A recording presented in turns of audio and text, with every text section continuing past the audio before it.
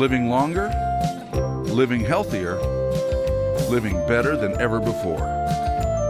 Welcome to Mountain Pacific's Healthy Living for Life, a weekly series that gives you the information, education, and expert insight you need to become an active participant in today's ever-changing healthcare climate. Here now is today's program host. You know, diet and exercise are key to a healthy body, but did you know they're also important to a healthy brain? Welcome to Healthy Living for Life, a show dedicated to helping you do just that. Today we continue last week's discussion about brain health with tips for how you can boost your brain power. And it's never too late to start. I'm your host, Beth Brown. We'll be right back to talk about improving brain health right after this. Stay tuned. Welcome back. Last week we talked about how our brains change with age, but this week we're talking about how you might be able to keep your brain young. Joining us first this morning is Laurie from the University of Montana. Diana, thanks for being with us this morning. My pleasure. Can you start out by talking about just a super basic question? Can we really do things to make our brains smarter or healthier? Absolutely. And it really comes down to keeping your body healthier as well as your brain. So moderate exercise is one of the best things that you can do to keep your brain healthy. Engaging in a lot of different activities, crossword puzzles, listening to music, being with friends, all of those things can help to keep your brain healthy. Okay, so can you talk a little bit about what happens to our brain as we grow up? Because it starts out growing and then not. Absolutely, right? yeah. So interestingly, our brains continue to develop until we're in our mid-20s. And the forebrain, the front of our brain, which is our decision making, really only becomes mature in our mid-20s, which is why teenagers sometimes don't make good decisions. Sure. And then by around the age of 40, our brain begins to shrink and we begin to lose cells in our brain. Okay, and so let's talk about then what we can do to help our brain stay young, so to speak. So you mentioned some mind exercises like crossword puzzles. Are there other things that you can do to stimulate your brain like that, activities that are just more mind exercises versus physical exercises? Yeah, that's really interesting because there's a lot on the internet now about certain exercises that you can do to improve your brain function.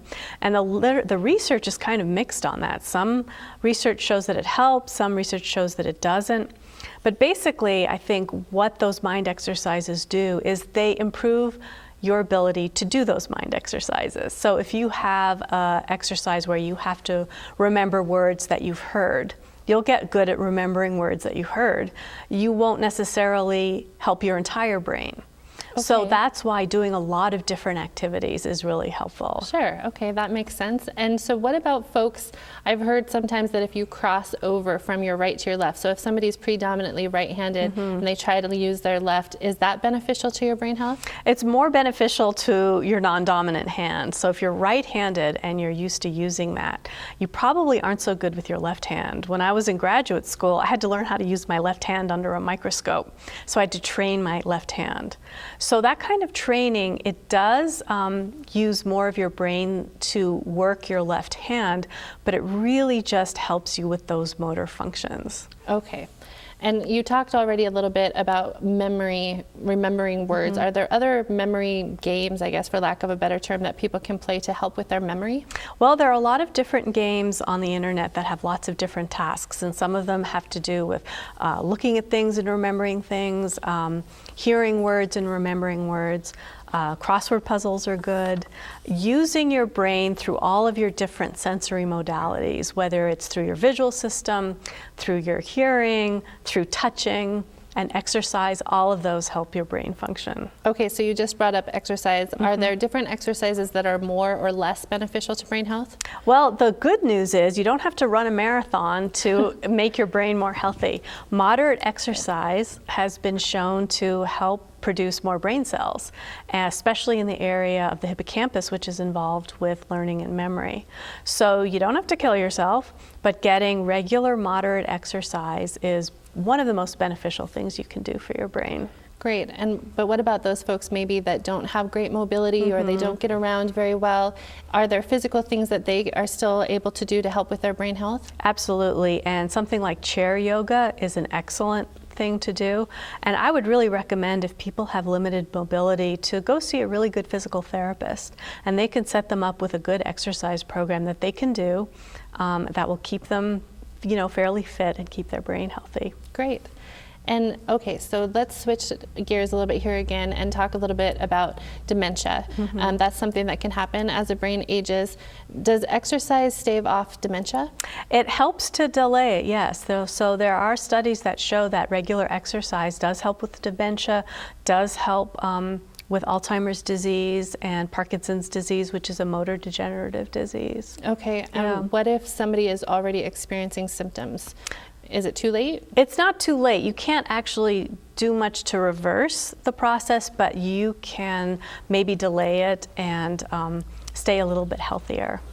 And if someone is doing either physical exercise or some of these mental exercises, and they've already seen maybe a little bit of memory loss, for, like me, I'm terrible with names. I have a hard time remembering folks' names. If I do memory games, will I see me get better at that kind of thing?